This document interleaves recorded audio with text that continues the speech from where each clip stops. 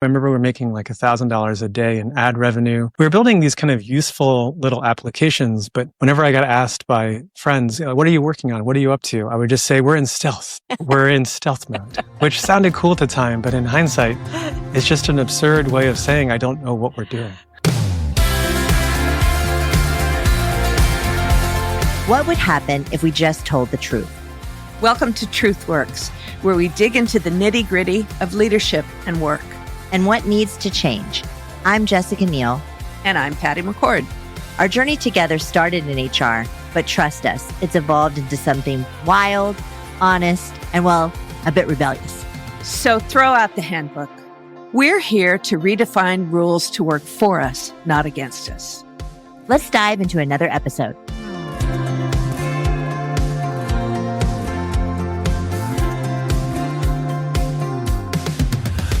Hi, everyone. Welcome to another episode of TruthWorks. I am your host, Jessica Neal, and I'm here with someone that I met many years ago who I really admire. And it's one of, when you have a conversation with somebody and it just sticks in your head and you think about them occasionally, this is that guy for me. I have Josh Reeves on the show. I'm going to have him tell you all of what he does, but he is a CEO and founder of Gusto. And we met kind of, through our network, and they connected us to have a chat. And what I loved about Josh is how he thought about his role as a founder and how he thought about culture. And you're just a rare bird, there's not as many of you out there, Josh, as there should be. So welcome to the show. I'm happy to have you. And I'm sorry it takes a podcast for us to reconnect. That's weird. Well, whatever gets us there. I'm really excited to be here, thrilled to chat, thrilled to hopefully share some learnings, lessons, thrilled to learn. I'm always trying to learn myself. Me too.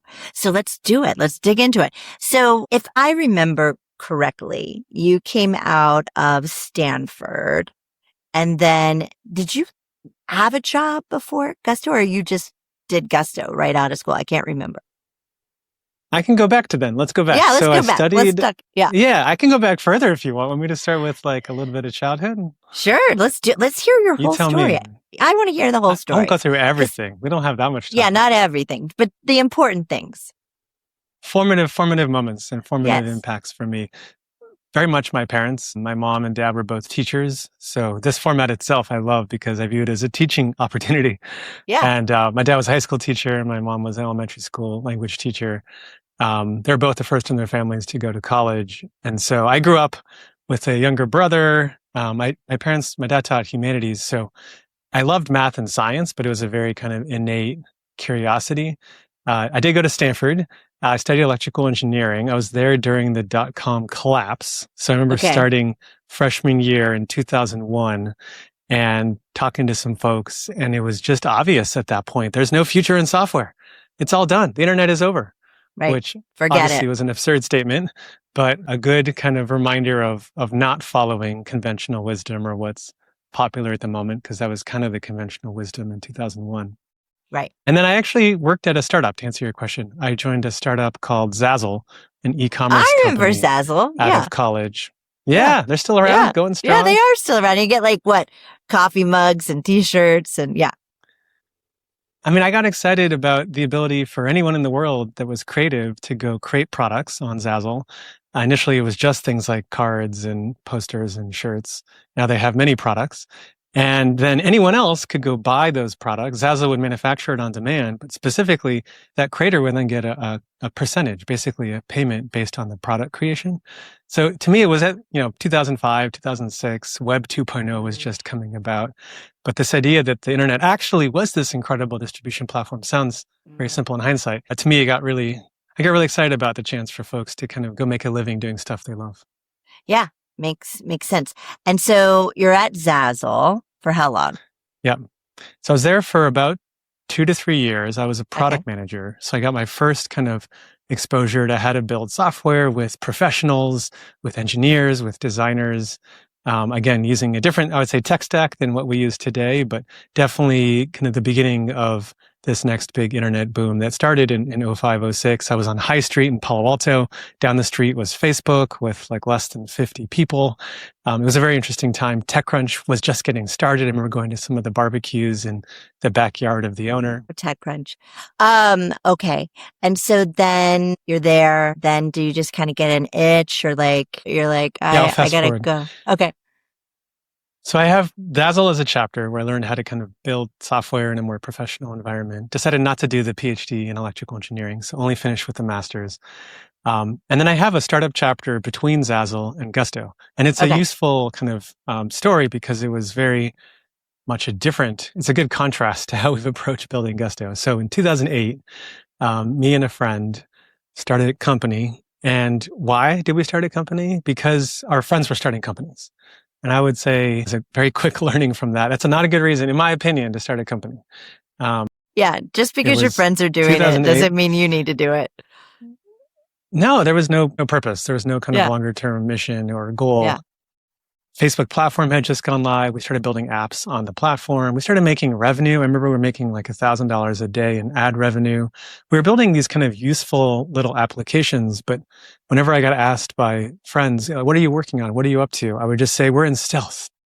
We're in stealth mode, which sounded cool at the time, but in hindsight, it's just an absurd way of saying, I don't know what we're doing. Right. I don't know yet. Yeah. We're doing stuff. Yeah. And or like my mental model to jump to Gusto is, the problem we're trying to fix, the mission we have. I'm so into it that I want to tell every single person I know. And that's one of my advice points to founders is imagine when you're describing what you're doing, the 10,000th time you're describing it, will you be as excited as the first time? And you almost kind of want to not be able to hold yourself back from saying, here's the problem we're trying to fix. Here's the thing we're trying to make better. And then you got to go deliver on that. Obviously, that's the hard work, and then do it in a scalable business. But the problem to me was the main takeaway I had from that chapter. And so, fast forward to 2011, me and two co-founders started Gusto, Zen Payroll at the time. We had all run these prior startups. So my prior startup, I had set up payroll, health benefits. I had felt some of that pain and frustration. So that's actually how we got some of the exposure to the problem space, was literally running these prior small startups, small businesses, and then also having family run small business. And we said, hey, this seems like a real problem. Maybe we can try to make it better. Yeah. And I mean, a consumer of these products, it's a space that often doesn't get a lot of innovation and attention. And maybe more so for enterprise, but small business, not so much at all. And the things that you can get are really not that great.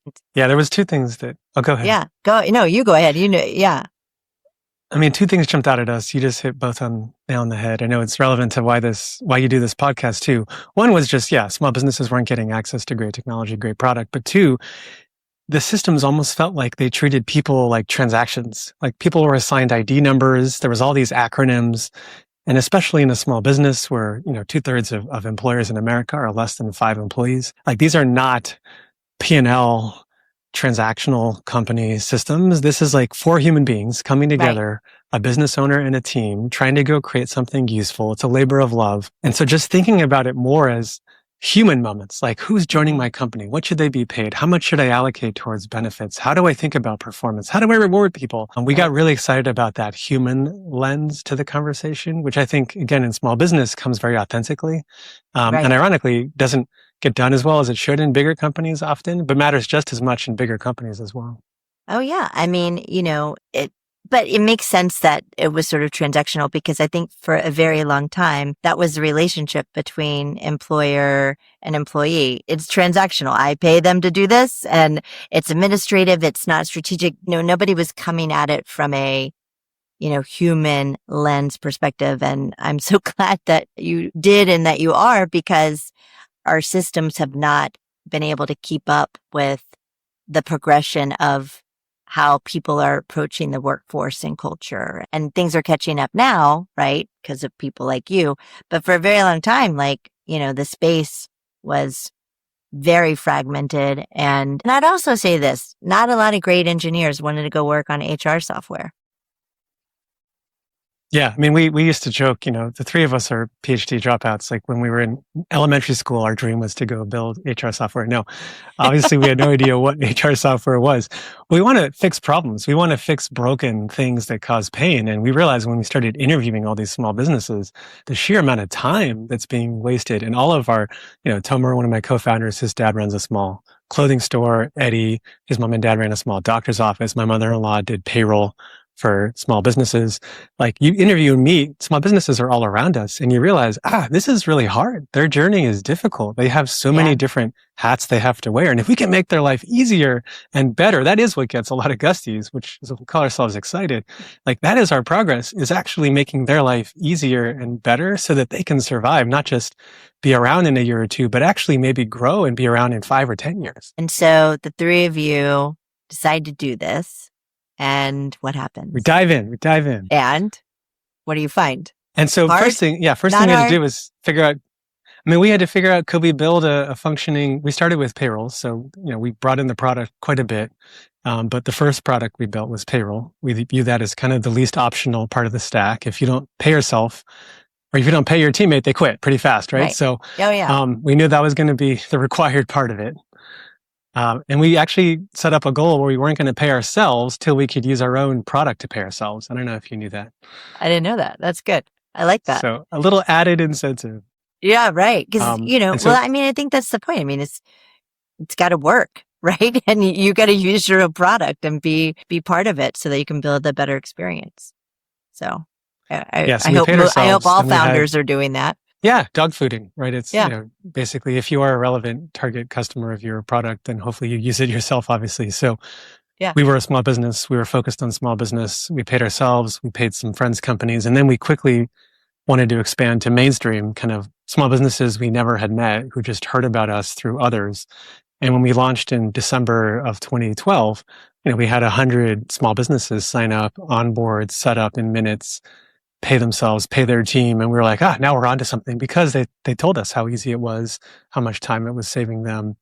And then we knew, hey, now this is becoming interesting. Let's keep trying to make it better and better and better.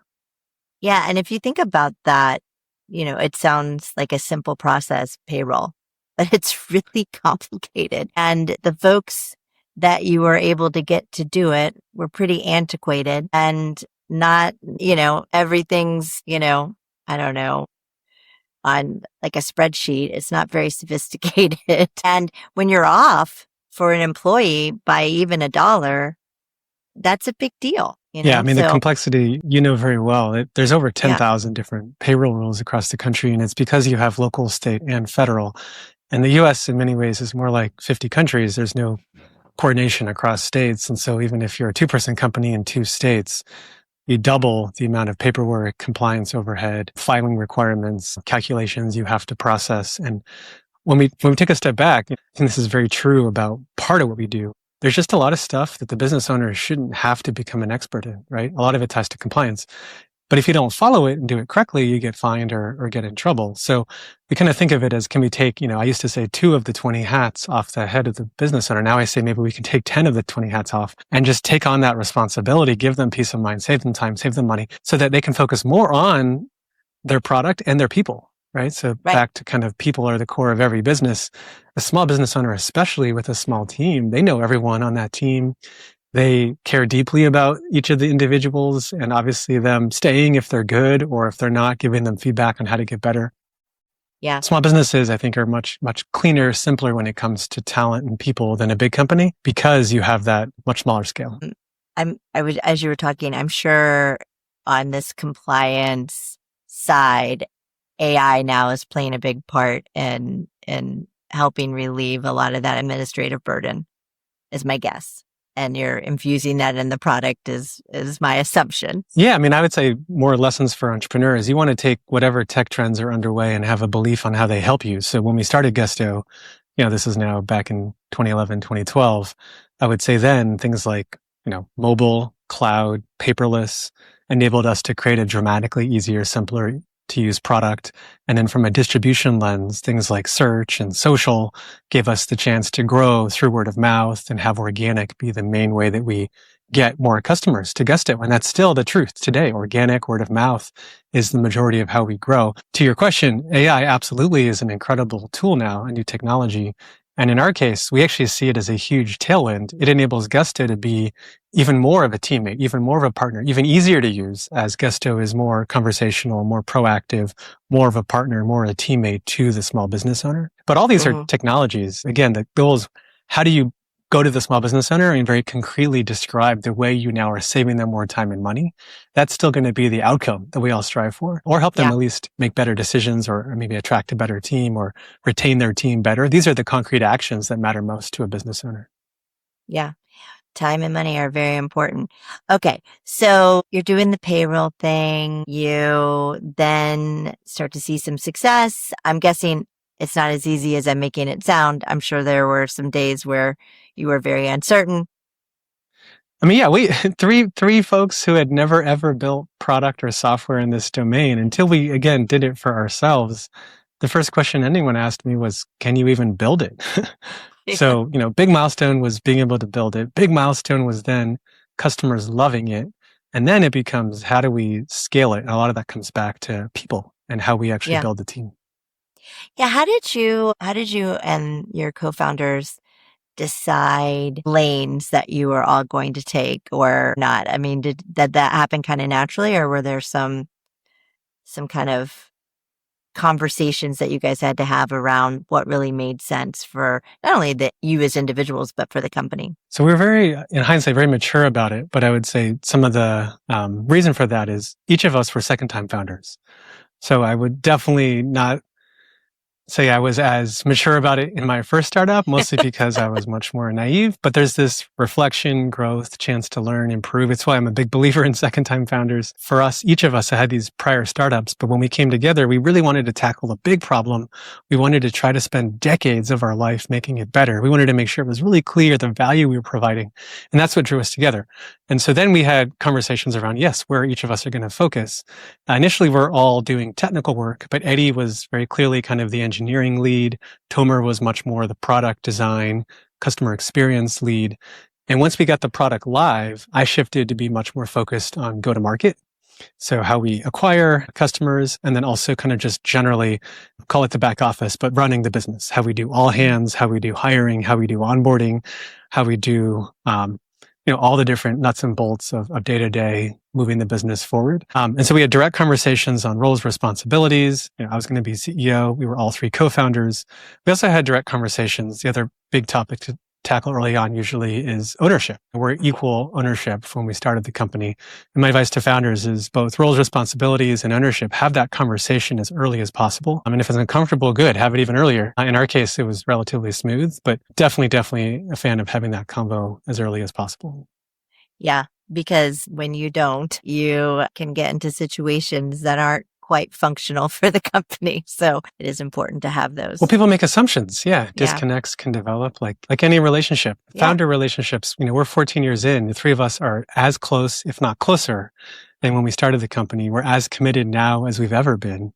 And I'm not surprised by that, but it's hard work. There had to be the ingredients of like mission purpose, but also even when we were three people, we would have weekly meetings one-on-one, me, Tomer, Eddie, me, Eddie, where we would go on a walk and give feedback to each other. And like we have lots of code to write. We have lots of product to build, but going on that walk and just highlighting, three things I'm really excited about and that I think is working well in our partnership, three things that I feel like could get better and improve. Having that direct dialogue when we were just three people, I think, again, is great advice I give to founders. You want to make sure you create the time for those conversations as well. Yeah, no, I love that. When did you guys start doing that? Like how early? When we were we were in Palo Alto. Tomer and I were roommates. We had 4 other roommates not involved in Gusto. Eddie was living in San Francisco. Commuting an hour each way when he's 1/3 of our entire team didn't make sense. So he actually lived in the upstairs master bedroom closet for like 4 months. I kid you not. He lived in the closet? He lived in the closet. It fit to give us defense here. It fit a queen air mattress. Okay. And it had a skylight. Okay. So there's a window. Also, our roommate still used it as her closet, so all of her clothes and shoes were in there. Okay. So he had to sleep with the clothes and shoes, but he could fit a good sized bed And he had sunlight. Yes. And we were highly productive working most of the day. But yeah, when we were living in that house, that was when we started that tradition. And again, it's not complicated, just not letting things build up, the chance to release that pressure valve, have direct open dialogue, have that trust be the foundation. We were still getting to know each other from a work lens. Yeah. And as we progressed in this first few months, those were actually really useful conversations for us to have. And then as the business progressed, we kept kind of seeing the potential. Maybe we can actually spend decades doing this. And now we're 1 decade in, we have decades to go. Yeah, decades to go. That was always. I love that, because to do what the three of you are doing is incredibly hard. Hardly any folks are successful at doing it. There's so much failure. But when you have trust and respect and admiration, and you can work through conflict, your chances of success are just higher, because those are all the things that are going to be thrown at you every day. And when you have a good foundation, you can navigate those things much more easily than when you don't. And I think, as you're building the company, that sets the tone for what you expect of employees as well. And it showed up when we were thinking of hiring our first teammate. So the three of us were there from the beginning. But when we were approaching now hiring our first teammate, there's, hey, we need a designer, we need an engineer. That's the skill. But we also really wanted to figure out what about the way we're working that we want to keep. And that has much less to do with skill. That has more to do with things like values. And so just to close on the founder piece of this, I always say, you can explore that values alignment early on when it comes to, if you're founding something with someone. Motivation matters, like deep passion for the problem space. Obviously, that has to be there too. And then there's luck. Obviously, there's still going to be luck. Like, we all hope humans grow throughout their whole life. And you hope you and a friend, you and a partner, you and a spouse, you and a founder grow together. Sometimes you might grow apart. But if all of those ingredients line up, then we can be 14 years in, more excited than ever about the chance to work together. But a lot of that was based on the building blocks that I just mentioned. Yeah. And so let's talk about you hiring this first person. That's always like a big deal, because here it is, the three of you living in a house together, going on walks. Eddie's in the closet with some clothes and shoes. But now you're going to hire someone, and it's sort of hard to bring people into that connection that you have. Yeah. So how did it work? How did it happen? So we started by trying to codify, just write down, what are our values as a team? And it wasn't a cerebral exercise. It was what about the way we've been working for the last several months, that, when we have disagreements, how do we resolve it? What about when one of us is tired? How do we talk about that? When one of us, has a strong opinion on something, how do we navigate that? When we, need to divide up responsibilities, how do we navigate that? What about the way we've been working has made this so much fun? Because we really loved those first several months. And it wasn't just about the product. It wasn't just about creating something useful. It was clearly also about the way we were working together. So I call that the how. Right. The what is, your product, your business, your business model, your pricing structure, whatever. There's a lot of important what topics. But the how is more where this is about. So we wrote down our values, and then we said, hey, now we're going to meet potential people to join this company. And when we're meeting them, let's not just focus purely on their skill set. Hey, we need an engineer. You're an engineer. Or we need a designer. You're a designer. But instead, on top of that, also explore through their work experience. We weren't experts on this. We just really talked to them about prior work, like prior chapters, prior companies, prior internships. And we wanted to figure out, did they have the same values that we have? And so, we eventually codified this as kind of a values interview and a motivation alignment interview. And then that became a part of how we scale. But for the first couple dozen people, it was just us. And especially it was an interview I did with every candidate, really trying to figure out what makes this person tick? What makes them get excited? When they're doing their best work, what are the reasons for that? What are the conditions for that? At a minimum, are they reflective, and can they even talk about it? Sometimes people can't even talk about it, which means they haven't even thought about what are the drivers behind that? And then second, as they talk about it, does it align with our approach? And if it doesn't, that just means they'll do better work in a different company. It doesn't mean they're a bad person at all. Yeah. But we wanted to figure out, could we de-risk that when they do join, you're always taking a leap with a candidate. they're having them join the company, they're believing in you and joining your company, and you still haven't done any work together yet. And so you want to, as you start working together, actually see the potential become real. We wanted to, create that to be more likely. And we weren't perfect by any stretch. There was some hires we made that weren't the right fit. But I think thinking about the values piece of it and the motivation piece of it early on, not just the skill, was super helpful to ensure that we were bringing in folks that were more likely to be successful in the company. And do you think because you were a second-time founder, you were more aware of this, and the first time you weren't really as much aware? I mean, there's definitely just more wisdom. Hopefully we all gain wisdom as we progress in life. One thing that helped a lot was we had this goal. Again, we had to earn it, but we had the goal of like, if we solve a real problem, it's a big problem. We build a real business. This could be something we spend decades doing. So there was always this backdrop of like, if this works, this is going to be what we spend all of our working life doing. I think that brings a little bit more gravity and like seriousness to some of these decisions that maybe earlier I would have been a little bit more flippant about. So I think that would probably be the main driver. Yeah. Well, I mean, Reed had been a founder before Netflix, and I always talk to people as like it was a blessing for us because he got to learn what not to do. Right. And it's not that he was perfect and didn't make any mistakes. He certainly did. But he focused on the things that you're talking about right now, which is how do you work? What are the values? How do you make decisions? How do you disagree? What constitutes someone great in our context versus another? Right. And that was his mission in the company because he knew it would matter because at the company he was at prior, which was sold for lots and lots of money, and he never had to work a day in his life, he would say that he hated working there. And I think it probably just gives more kind of license to not have as much FOMO, right? And just focus on like, what do I have conviction in? And, every day is still the biggest, newest job I've ever had. No one ever knows all the things they need to know. But being able to trust your gut, have kind of a more rational approach to like, I need to make a decision. What do I know? What do I not know? What do I need to learn? And just kind of be a little bit more steady and even keel about it. Maybe that's called intentionality. That's definitely served us well in the journey of building Gusto.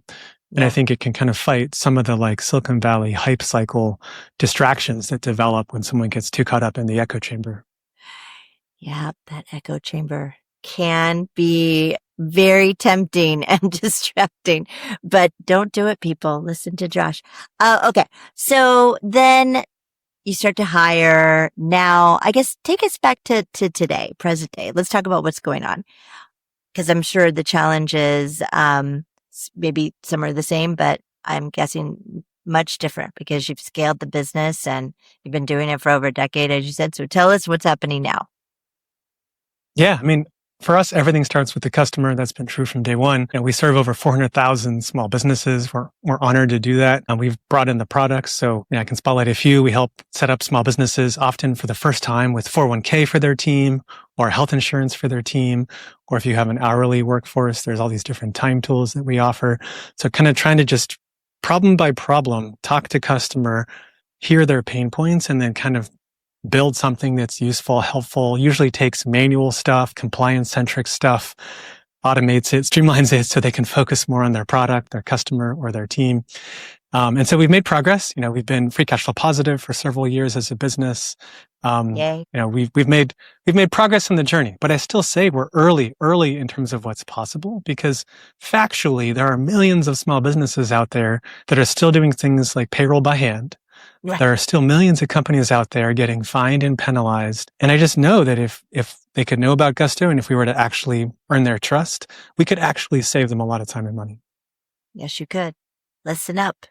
If you got a small business, check it out. Okay. So one question that I get asked all the time, just from my experience at Netflix, and we had such a unique culture and well-known culture globally, was that how did you scale it? How did you evolve it? Because when you three are in charge of all the interviews and you're very aligned on, the mission and the values, and you can weed people out pretty easily. And then as you get bigger, you don't have time to do all of those things because how many employees are you now? So over 3,000. Yeah. So that's a lot of employees. Tell us how you were able to scale the culture. And I don't know how you think about it, but everybody would always ask me, like, how do you keep it? And for me, it was, I don't want to keep it. I want it to be better, Yeah. tomorrow Yeah. than it is today. It's like, how do we get better and better, better? It's not about preservation, because as you three were hiring your first employee, going to 4 to 5 to 10, very different than 3,000. You have to work differently. Yeah.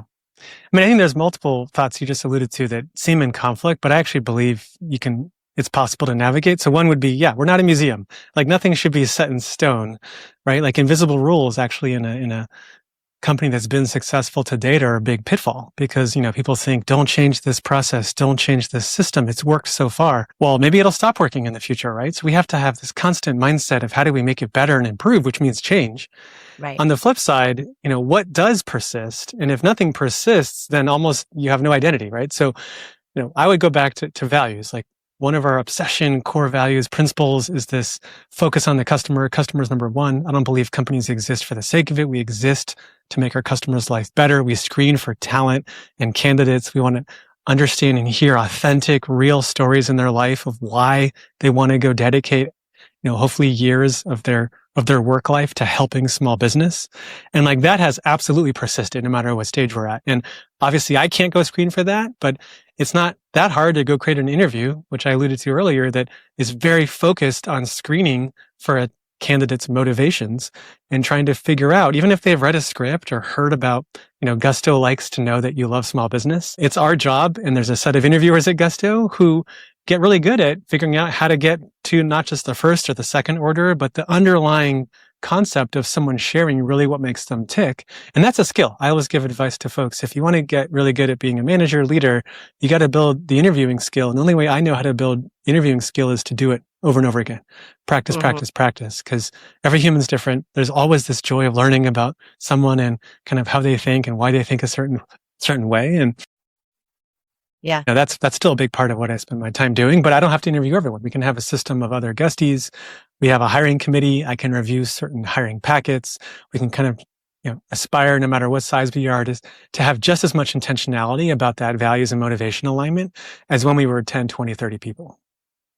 Yeah, no, you do have to build the system, and then at least for me, you have to have people in the organization, as you were describing, that really know how to get to that.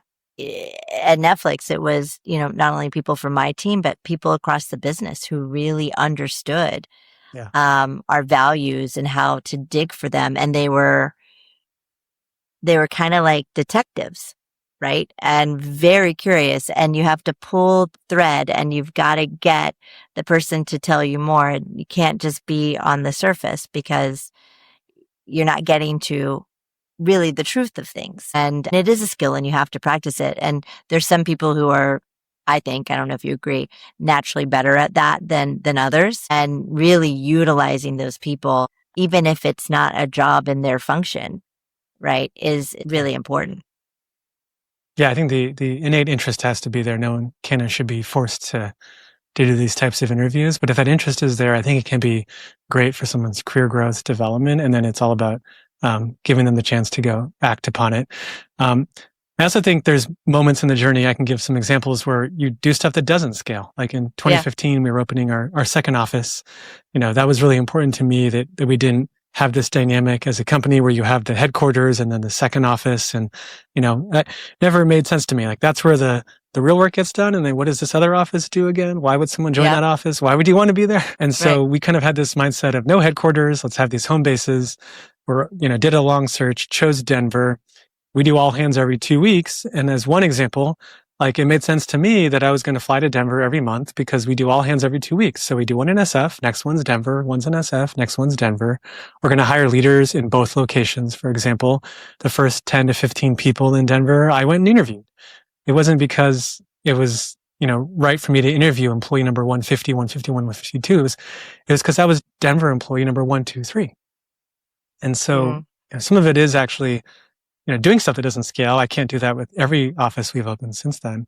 But setting that example, I think, does build the momentum and make it clear that it's important so that others then reinforce that tendency. And Denver, just as important as San Francisco. True today? Yeah, Denver's our biggest office. We have more Gusties in Denver than SF. I was there a few weeks ago. We have an office in New York. We have an office in Scottsdale. We don't have a headquarters. I really view it as these are different locations. We have teams in each.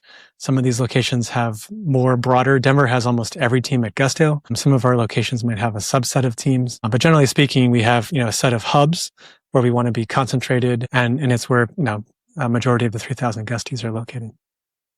Yeah, no, I mean, as we were scaling and opening up offices across the globe, many of us would go wherever that was and set it up, right? And again, sometimes Reed was more involved, but it could have been our CFO, it could have been a CMO, it could have been me, and we would go and spend an enormous amount of time to set these offices up.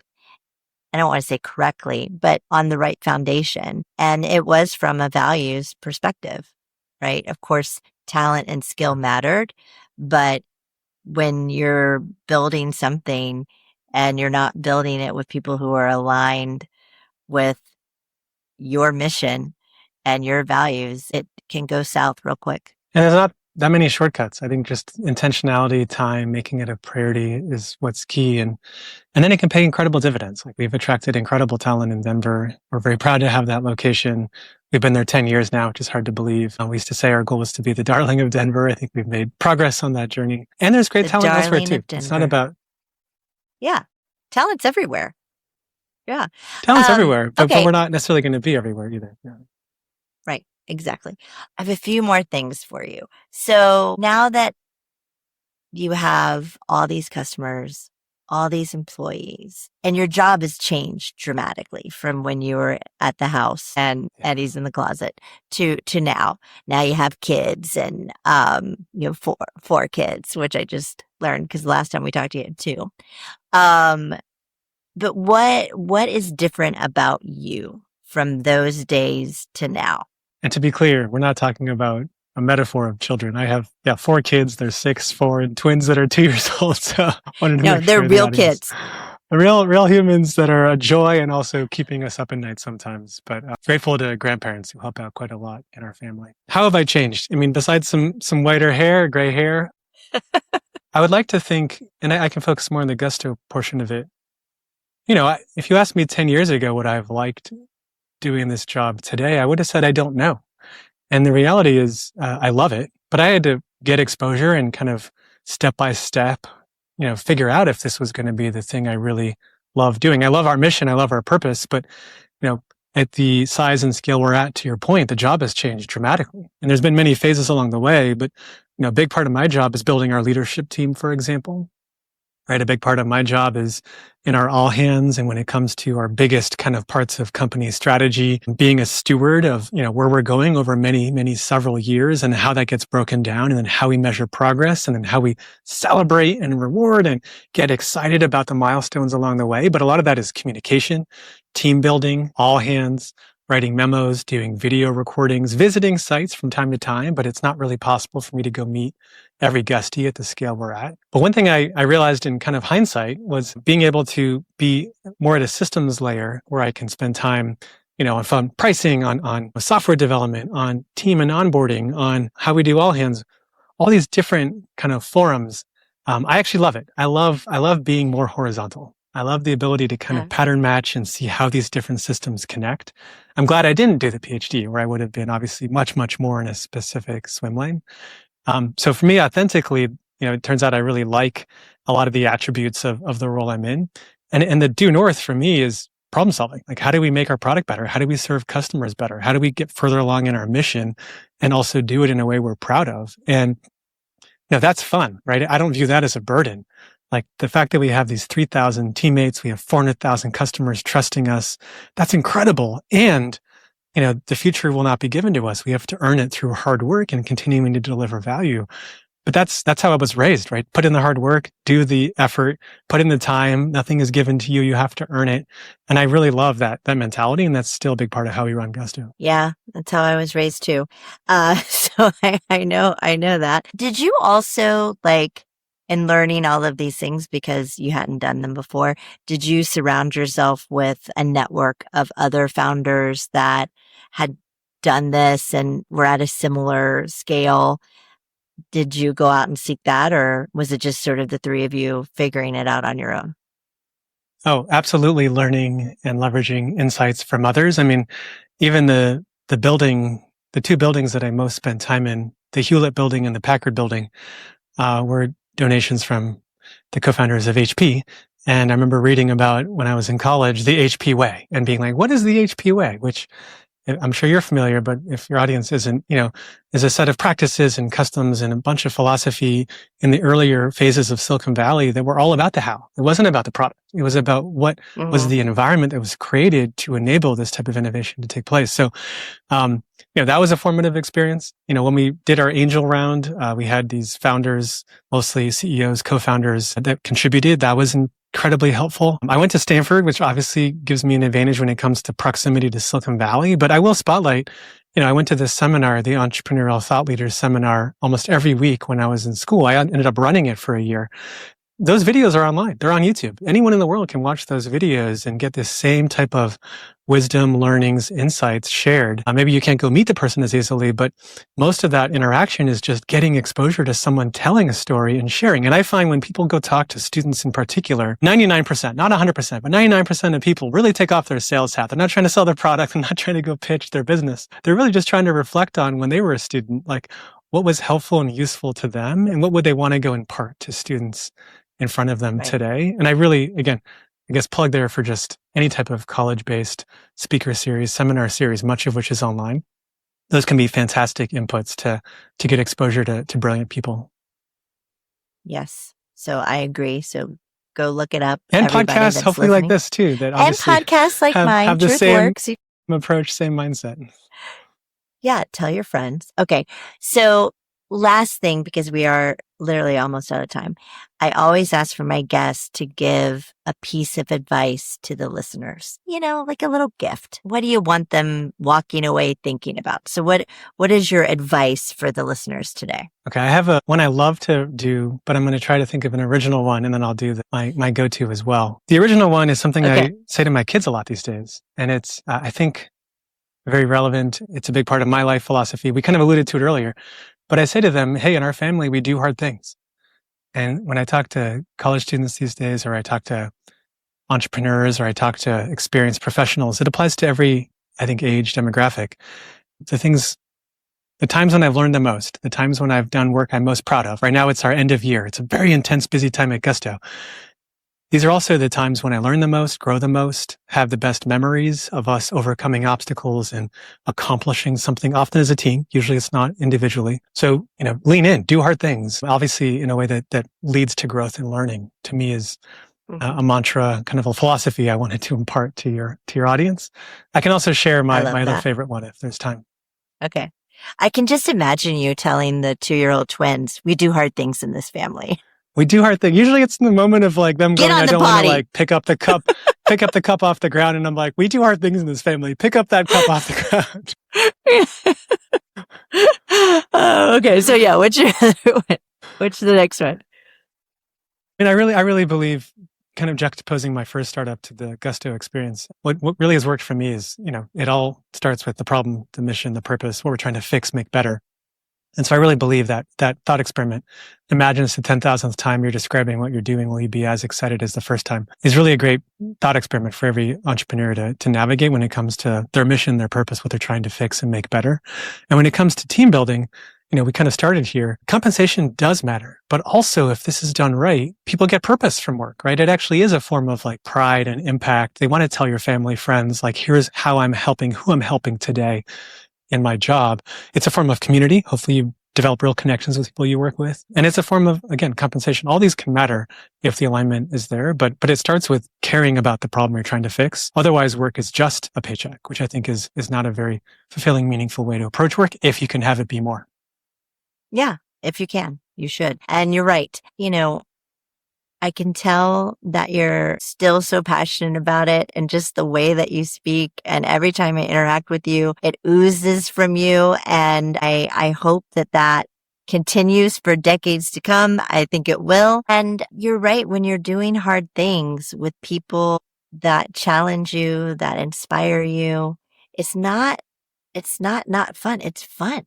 It's hard. You're working harder than you've ever worked, but you're learning more than you've ever learned. When I look back at the best times in my career, it's when I did hard things, but I did it with people that I loved doing it with, and it was incredibly fun. Yeah. Yeah. Yeah. It's as simple as that. We want to do work we like, we're good at, that's helpful, that's useful with others that share our values and care about that mission and purpose. And when that's the case, work is more than just a paycheck. Again, it's a source of meaning and purpose and impact. And again, that's what we wish upon every business owner. To be clear, that's not just about Gusto. Every business owner, every small business owner, especially, we think is authentic to that mindset. It's a community because it's a small team. Often it's a labor of love. Obviously, the compensation piece matters. It's how they often provide for their family. But that alignment to me is what we hope for every business owner out there. And it's part of our mission, part of our product to go help create that future, frankly. Yes, it is, which I love. Okay. Will you do a career confession with me real quick before you go? Absolutely. Okay. So here's a little context for the question. In high trust work, speed is often rewarded early, but it can quietly introduce risk that only appears later. So here's the question. What type of decision looks slow in the moment, but actually prevents the most expensive failures down the line? So slow in the moment and prevents failures down the line. Is there a trade-off, or is it just... That's all they said. I don't know. Yeah. Okay. They're not here, so I would ask them. Yeah. I mean, I can think of examples if that's helpful. Like when we rolled out in 2012, we were just in California and we scoped the product. We were just focused on, new employers, full-time employees in California. But that was enough for us to figure out, have we created something useful? And then it took us 3 years till 2015 to get to all 50 states. And we did it in a very intentional way. We wanted to be comprehensive. We wanted to cover all payroll roles and requirements, not have it be partial. We left revenue and money on the table. But because we were going to build a multi-decade business, we knew that that was the right call because it didn't dilute the message that if you use Gusto or Zen Payroll at the time, we got your back. We got you covered. So that decision seemed risky at the moment because we were a, cash burning startup with very few customers still. But in hindsight, over a multi-year arc, definitely proved to be the right decision. It seemed like a relevant example to the question. No, and I think it's a perfect example. And, you're choosing to go a bit slower versus just speed building and launching in every state you possibly can, because you have to build a great product. And if you don't build a great product, it doesn't matter, like if you're in that state or not, nobody's going to get it if it's not great, right? When I have a framework for that, which, we want to go serve millions of companies. So we're an ambitious group. We obviously want to get there as fast as we can, but there's 3 checks and balance. One, you just talked about quality of our product. If the compliance, the accuracy, the reliability were to degrade, obviously that's on us. We don't want that to happen, but that's a great reason to slow down because we're obviously not going to just grow and let the product quality suffer. We have to maintain that quality, even at bigger and bigger volumes. The second check and balance is on the business model. And this is something also sometimes that Silicon Valley gets distracted by. But when we started scaling, when you're early in experimenting, obviously we're just learning. But when we started scaling, having good unit economics, right? Like our customer acquisition cost, our CAC payback, our gross margin, how much we pay to get someone, how much we pay to serve someone.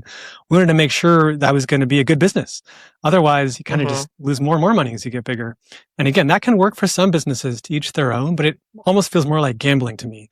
And for what we were doing, we wanted to make sure that if we're delivering lots of value, people pay us for that value. It's a subscription-based business, and then the business model works and it's straightforward. And then it's just how do we get more and more customers in the door? And then the third check and balance is on team. If obviously we're growing in a way that leads to lots of people quitting or churning or having a short tenure in the company, something's wrong, right? We want people to be at Gusto hopefully over multiple chapters. So that's kind of my high level framework. We have numbers against and metrics against each of them. We obviously want to grow quickly, but there has to be checks and balance. Growth at all costs, in my opinion, kind of always burns you. Yeah, I think you're absolutely right. And you got to think about the trade-offs. And the taxes. Everything has trade-offs. And yeah, it does. So I am so glad we reconnected. This was so nice. And can we maybe connect before our next podcast? Yeah, let's go on a walk. Like, Let's hang out. like I would love to go on a walk with you. I don't know when I'll be in your area, but I'm sure I'll be there at some point, and we'll go on a walk and we can give each other feedback. I'm an Eagle Scout, so if you want to go on a hike too, I got a lot of choices to choose from. I will go on a hike with you. Absolutely. Let's make it happen. Thank you again for coming on. If our listeners want to find out more about Gusto or more about you, where should they go? And then, for me, I'm on Twitter, etc. Yeah. Okay, Twitter, LinkedIn, all the things. And if you're a small business, you might want to try it out. It's a great product with a great founder. Yeah. Trying to get better every day. Yay. Well, thank you so much. Thanks for listening to TruthWorks.